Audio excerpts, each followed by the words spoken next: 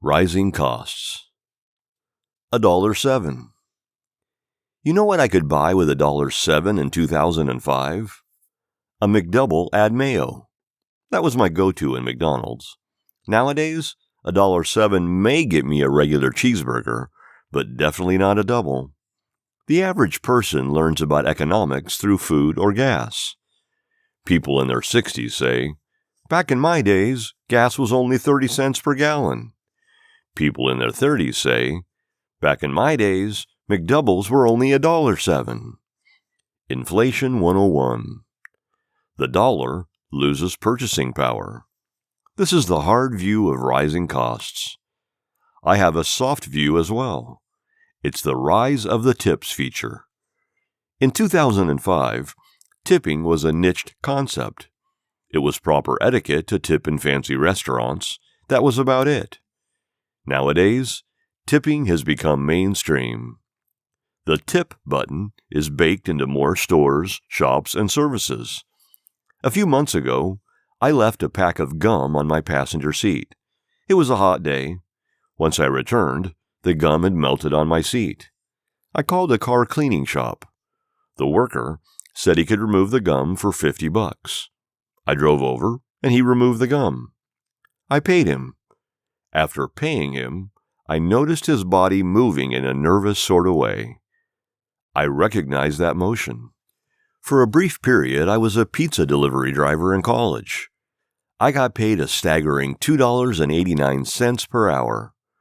The rest of my income was determined by tips. Once I delivered the pizza, I made an awkward body language motion to the guy I was delivering to. The motion of, "I really hope you tip me."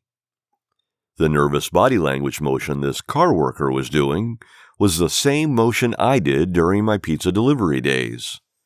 That's when I asked him, "Wait, do y'all accept tips?" His eyes lit up, and the guy eagerly nods his head. There was no tip feature when I paid with my card.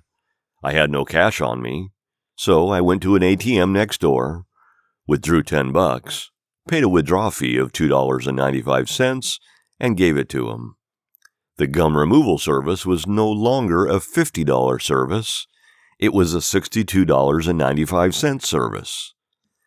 I would have had no clue this was a service to tip in because I rarely got gum removed from my car. The sole reason I knew to tip was because I recognized his nervous body language. Recently, I ordered coffee. The cashier spins his tablet around with a message, "Tip?"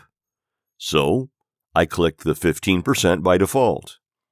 Normally, when the person in front of me clicks "No tip," I think, "What's wrong with this guy?" That's the initial impulse that I have. Then my logical mind kicks in. Hey, this guy probably has other bills and can't afford these random tips throughout the day. A lot of times, I click 15% because I fear being judged by the people behind me. Or worse, I wonder if the cashier spinning the tablet can tell if I didn't tip. What if I go to that place again? It's poor optics. Just click 15% and go about your day, Armani. Recently, I went to a convenience shop to get some breath mints. I paid, and then I was presented with the message, "Tip." That's when I thought, tip in a convenience store? Dang, you pretty much have to tip everywhere nowadays. With the hard version of rising costs, you have no choice in the matter. With the soft version, you have a choice. You can always click "No tip" and go about your day. But plenty of people click the minimum tip option by default. I completely get why more businesses are installing the tip feature. By simply installing a button during checkout, the business adds a new revenue stream. Minimal effort. This was my observation of rising costs as of late. I hear a lot about inflation, but I rarely hear about the mainstreamification of the tip button.